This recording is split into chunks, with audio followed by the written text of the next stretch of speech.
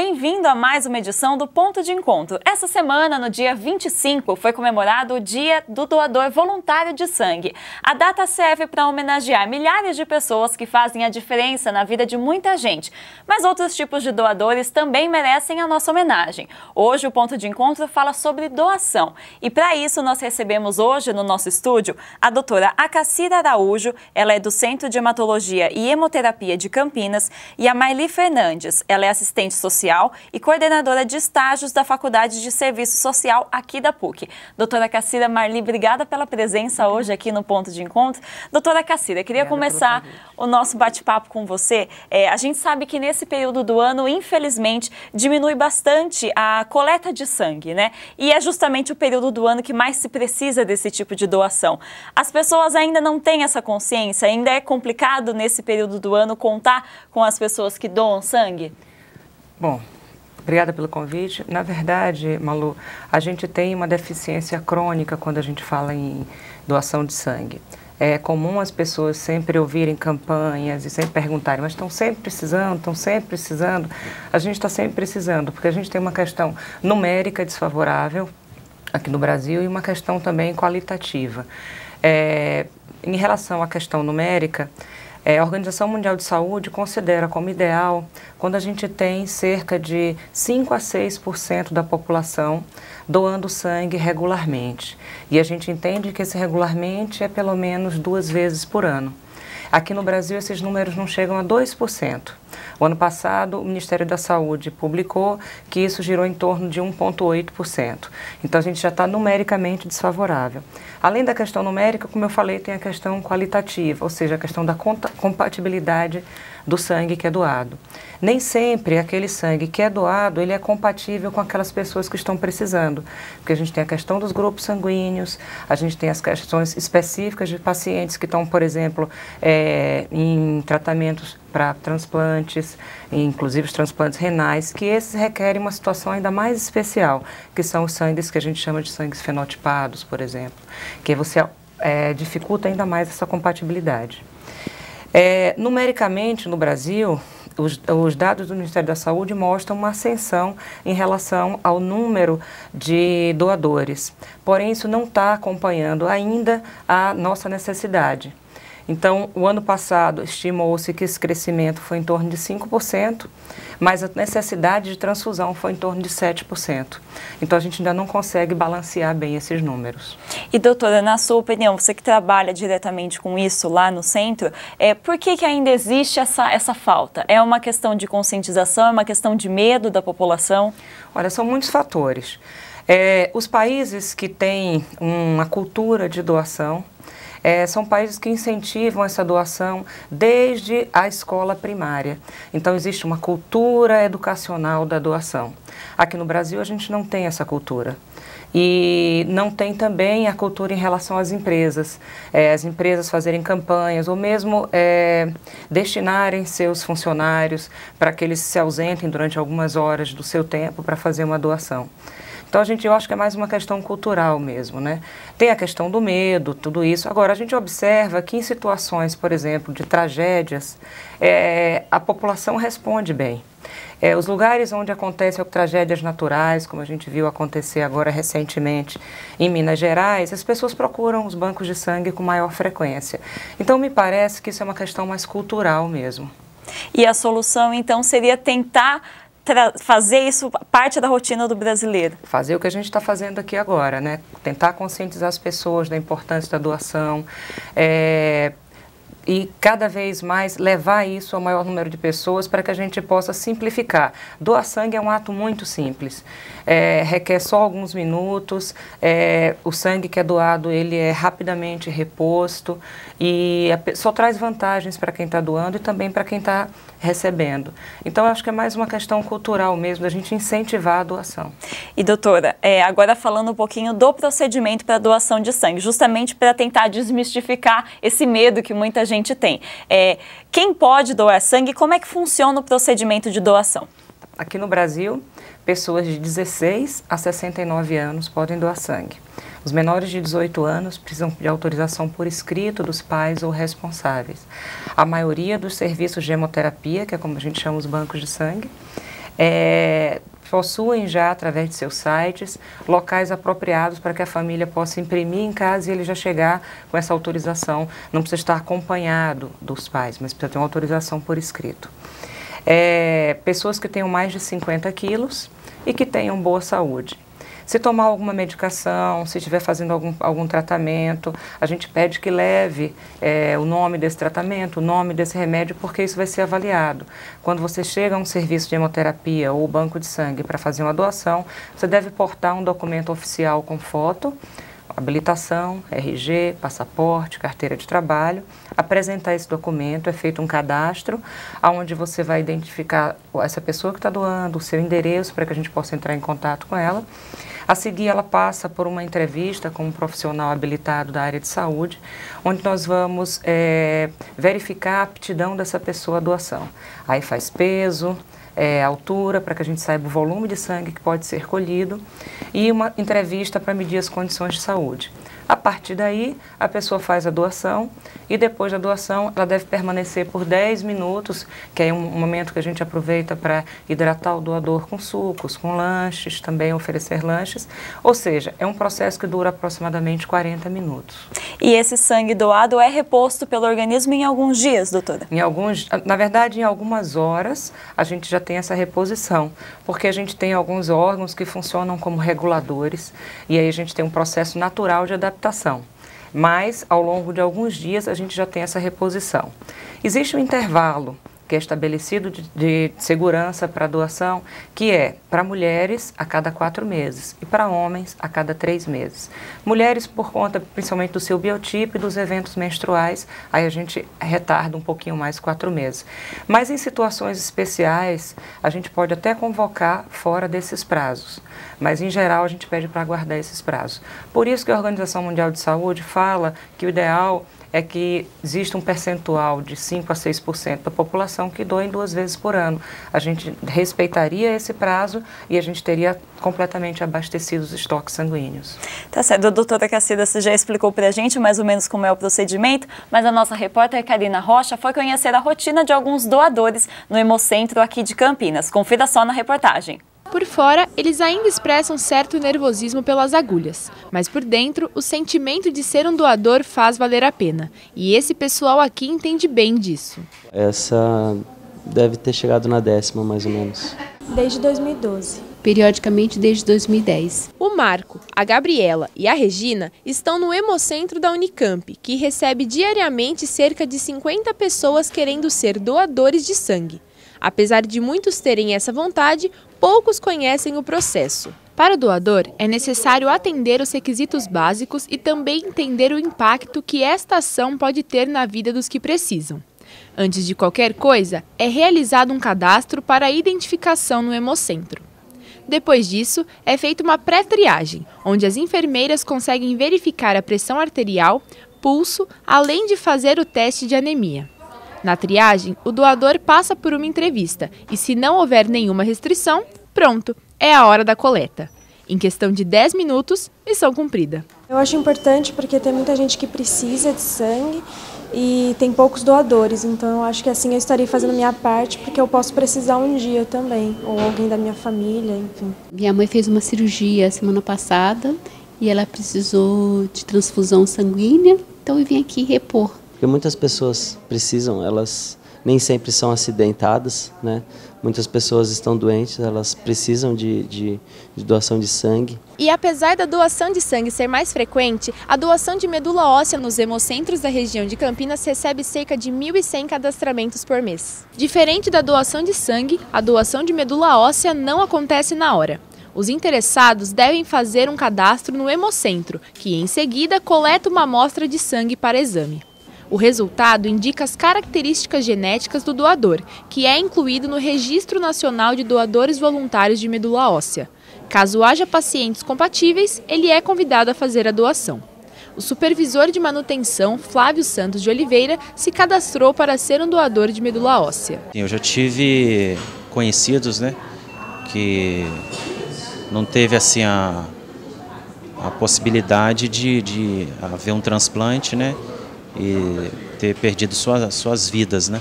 Então não foi um só. Então acho que a gente deve tentar facilitar a vida de alguém, né, de alguma forma, né?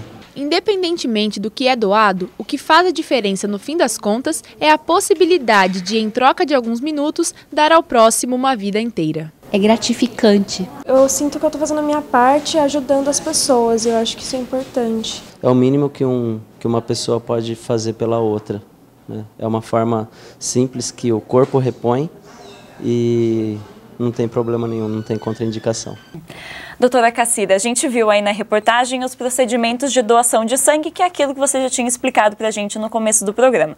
Mas muita gente também tem dúvida com relação à doação de medula. Na reportagem a gente fala sobre isso, mas eu queria explicar um pouco melhor como que é esse procedimento, que muita gente ainda tem mais medo da doação de medula do que da doação de sangue em si. Como que funciona a doação de medula? A pessoa, a partir do momento que entra num cadastro de doadores, é feito através da coleta de sangue mesmo dela? Sim. No Brasil existe o REDOME, que é um Cadastro Nacional de Doadores de Medula Óssea. Esse REDOME, ele é ligado a bancos internacionais. Então, a gente tem acesso para os nossos pacientes que estão precisando e também esses países para os nossos doadores. Então, como é que funciona? Você que deseja ser doador de medula, você procura uma das unidades, e aqui a gente tem os hemocentros que fazem isso, e você vai ser feito um cadastro também com seu nome, seu endereço, para que você possa ser encontrado quando houver necessidade, e é colhido uma amostrinha de sangue semelhante àquela que a gente colhe quando vai fazer nossos exames de rotina. Então, um tubinho ali de cerca de 4 ml de sangue. A partir daí, são inseridos no seu cadastro os dados iniciais de compatibilidade, aquilo que a gente chama de HLA. Esses dados vão ser disponibilizados nessas redes de doadores de medula. Aparecendo um possível receptor compatível, você então é convocado para fazer exames mais específicos. Então, novas amostrinhas de tubinhos de sangue que são colhidas.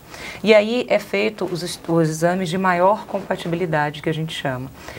Se caso esses exames de maior compatibilidade se mostrarem positivos, então você inicia o processo de doação de medula, que hoje, pela tecnologia médica que a gente tem, é extremamente simples. Então, antigamente, estou falando de antigamente, mais de 20 anos atrás, a gente extraía a medula óssea para doação direto da sua fonte, que é dentro dos ossos chatos, então bacia principalmente.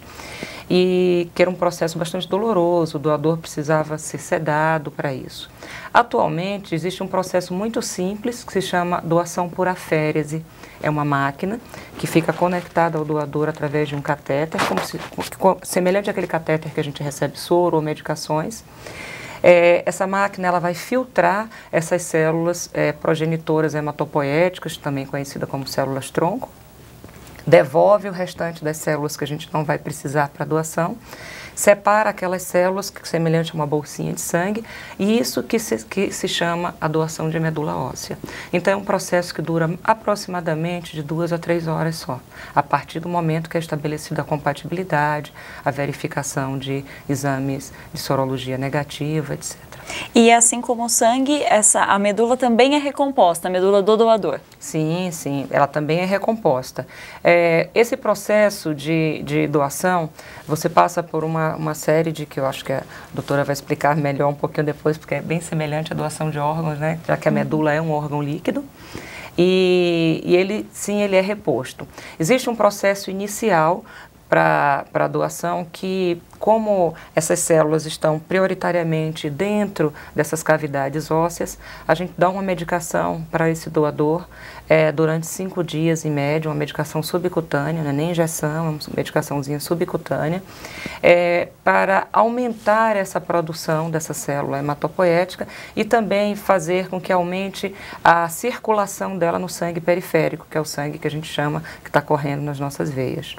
E aí, assim, a gente possa captá-la através desse catéter e filtrar através dessa máquina, como eu estava explicando. Então, é um processo extremamente simples e que realmente pode salvar muitas vidas. Tá certo. Doutora Cassida, falamos bastante a respeito de doação de sangue, agora eu vou falar um pouquinho com você, doutora Marli, a respeito de doação de órgãos, que também é uma doação super importante, apesar do momento ser difícil, né? Um momento de alegria para uma família, mas de tristeza para outra. Você, inclusive, fez uma pesquisa a respeito desse tema, né? A percepção das famílias no momento da doação. Eu queria que você comentasse comentasse um pouco para a gente a respeito desse trabalho de pesquisa que você fez. Então, foi um trabalho, uma pesquisa de doutorado, onde nós fizemos a entrevista em domicílio para 7 famílias de Campinas, da região aqui de Campinas metropolitana. E na nossa objetivo era encontrar as vivências e os sentimentos dessas famílias com relação ao processo de doação, pós-doação. O que nós observamos, assim, a dificuldade prioritária foi do entendimento sobre a morte encefálica, que é um conceito bastante difícil mundialmente discutido nos estudos, né? E onde as famílias, em função dos batimentos cardíacos, corpo aquecido, elas ficaram um pouco em dúvidas a respeito disso. Outra coisa importante, e nós detectamos também, é a necessidade de eles se sentiram excluídas do Sistema Nacional de Transplante, do processo de doação. O processo ele envolve a entrevista domiciliar, feita por equipe multiprofissional, e é um pouco demorado no Brasil, né? Inclusive em relação à liberação do corpo para o sepultamento. Bem diferente nos outros países, por exemplo, a Espanha, que é líder, né, mundial em captação e doação de órgãos, 35 doadores por milhão de população. Enquanto nos nossos estudos aqui no Brasil, nós estamos esse ano estagnados em 29%, foram 13,4% de doadores efetivos. Então, a gente vê a dificuldade, né? Ela é cultural também, né? Porque, primeiro, pelo conceito de morte encefálica, porque nós, enquanto população brasileira, embora nós tenhamos nível de escolaridades diversos, mas a compreensão ela não se depara somente nesse quesito. É algo que ainda todos os estudos eles determinam essa dificuldade, né? E outra coisa importante também é que as políticas públicas elas enfocam a família como papel principal. Então, a gente observou a importância de mudanças na legislação, porque hoje nós temos vários tipos de arranjos familiares, né? Então, hoje, para ser doador, consentir a doação, na verdade, precisa ser pais, irmãos, cônjuge e filhos. E hoje a gente vê modelos de família, então isso também é um fator de discussão do nosso trabalho. Em relação aos resultados principais que a gente observou, foi as famílias se sentiram excluídas do processo após o consentimento. Por quê? Entre o período da dor, da perda, da informação da morte cefálica, a entrevista para a doação, e depois tem todo o processo da captação, né? Até que se libera o corpo, em média 36 a 48 horas, é necessário ir para o Instituto Médico Legal, né? Pela legislação, e aí elas não têm nenhum suporte emocional após desde o início, né? da informação e principalmente pós-doação. Então, o que nós observamos enquanto assistentes sociais, né, que eu sou assistente social e a gente trabalha na questão da intervenção de um processo de saúde, a gente observou essa exclusão, elas se sentiram dessa forma. E sugeriram que o SUS promova esse cuidado para a família do doador. E a gente observou assim, que as famílias tinham uma ansiedade, uma expectativa de que a equipe da captação tivesse dado esse apoio em domicílio. O que a gente observou também, e no nosso país não existe esse tipo de trabalho, nosso trabalho é inédito, e eu aproveitei e fiz mandei um documento, um e-mail para a ONT da Espanha. E o coordenador me respondeu que lá eles trabalham mais mesmo intra-hospitalar, a questão do cuidado, o apoio psicossocial, mas também não existe ainda nos países europeus, pelo menos eu não encontrei, né, não posso generalizar, é um trabalho e se faça com a família pós-doação. Então, isso foi um ponto importante. eu achei também, nós encontramos no estudo, a importância da mídia televisiva e as redes sociais. As famílias que a motivação, que elas falaram sobre a motivação. Hoje se fala muito do altruísmo, né? De ajudar outras pessoas a salvar vidas. Foi isso encontrado no nosso estudo. Porém, elas disseram que o fato de ouvirem as campanhas jornalísticas falando sobre o tema da doação, porque o Sistema Nacional de Transplante, ele, periodicamente, nós observamos na televisão, ouvimos, né, assistimos eles falando sobre o número de pessoas em listas de espera, os benefícios do transplante, da doação, mas o que destacou, eu achei positivo, é que isso está impactando a população. As pessoas houve familiares que disseram na nossa pesquisa que o fato de ouvirem falando que faltava um rim, uma córnea na televisão foi um motivo que também os sensibilizaram para consentir a doação. Uma das motivações também importante foi o fato do doador em vida ter declarado a vontade de ser doador. E isso é um dos pré-requisitos também do sistema, né, que seja promovido as discussões nas famílias, né, no seio das famílias, para motivar a doação. Mas o que a gente propõe nessa pesquisa é que se mude a legislação, que haja dentro da legislação do Sistema Nacional de Transplante a inclusão do apoio psicossocial e religioso para as famílias de doadores durante e pós-doação, independente, aliás, né, de potenciais doadores, porque começa com esse quesito para chegar à doação. Então, isso é muito importante, né? E também o que falta é essa capacitação nesse tema do cuidado transcultural, porque o nosso país é um país de diversas, né, ideologias religiosas, né, que isso também foi um motivo no nosso estudo, além da televisão, do doador em vida, as religiões que eles declararam, que foi um fator para a motivação. Então, a gente aproveitando essas informações das próprias pessoas que viveram esse processo, é importante que o Sistema Nacional de Transplante trabalhe essas questões, porque houve uma queda, né, de doadores esse ano. Então, isso, o que significa? Muitas pessoas que estão pacientes dependentes de um órgão, eles provavelmente devem ter morrido e sem ter conseguido o transplante. Então, o nosso trabalho, o que a gente enfoca é essa necessidade de mudança, tanto na legislação quanto no suporte, né, a capacitação da equipe da rede de saúde, porque não é um papel do hospital fazer esse acompanhamento, e sim nas redes públicas mesmo, né, no território na comunidade onde essas famílias estão vivendo, inseridas. Não, o hospital é um momento ali para eles muito difícil, eles não vão querer voltar lá.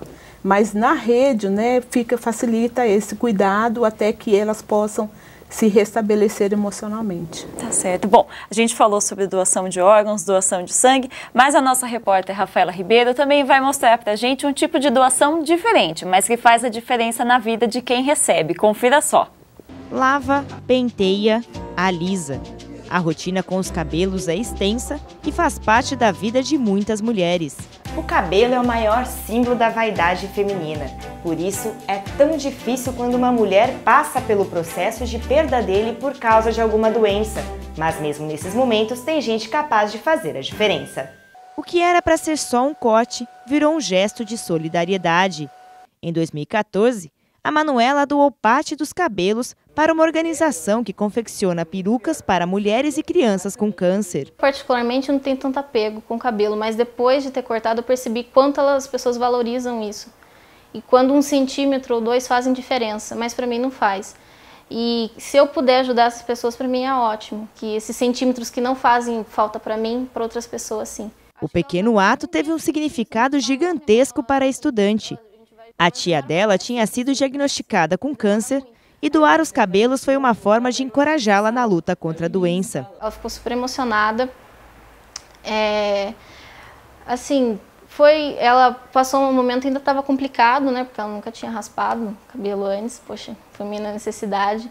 E até minha família comentou que achou muito legal, vários familiares, a gente se encontrou depois, falou assim, putz, muito legal você ter feito isso, sabe? Foi totalmente inesperado, ninguém tinha feito isso antes, o apoio, assim, aquele apoio de família, tal, se você quiser liga, tal, mas não, ninguém tinha cortado o cabelo, ninguém tinha raspado a cabeça, então a família achou muito legal. E ela também depois me agradeceu pessoalmente, a gente se encontrou, tal, foi realmente muito legal.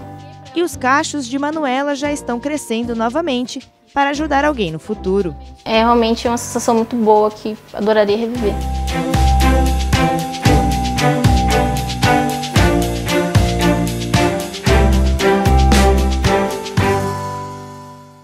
Bom, a gente viu aí na reportagem um outro tipo de doação que é também igualmente importante nos casos de autoestima e de pessoas que estão precisando desse tipo de doação.